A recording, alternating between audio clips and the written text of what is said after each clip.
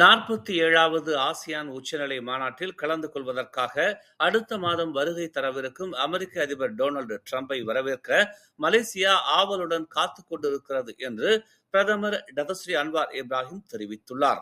டிரம்புடன் நேற்று காலையில் தொலைபேசி வழி பேசியதாக குறிப்பிட்ட அன்வார், ஆசியானின் தலைவர் எனும் வகையில் வட்டார அமைதிக்கான மலேசியாவின் கடப்பாட்டை தாம் மறு உறுதிப்படுத்தியதாக தெரிவித்தார்.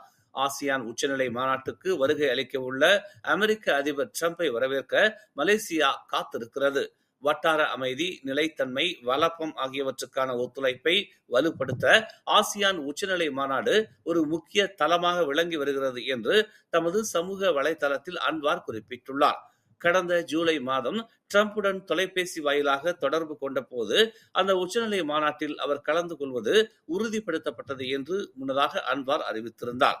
ஆயினும் இஸ்ரேலை டிரம்ப் தீவிரமாக ஆதரித்து வருவதால் அவருக்கான அழைப்பை ரத்து செய்ய வேண்டும் என்று பாலஸ்தீன ஆதரவு இயக்கவாதிகள் அன்வாரை வலியுறுத்திய வண்ணம் உள்ளனர்.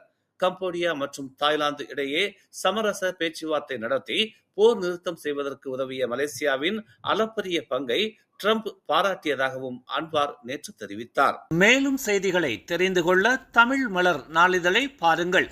உடனுக்குடன் செய்திகளை தெரிந்து கொள்ள தமிழ் மலர் இணையதளம், தமிழ் மலர் செயலி மற்றும் மலர் டிவி யூடியூப் சேனலை வலம் வாருங்கள்.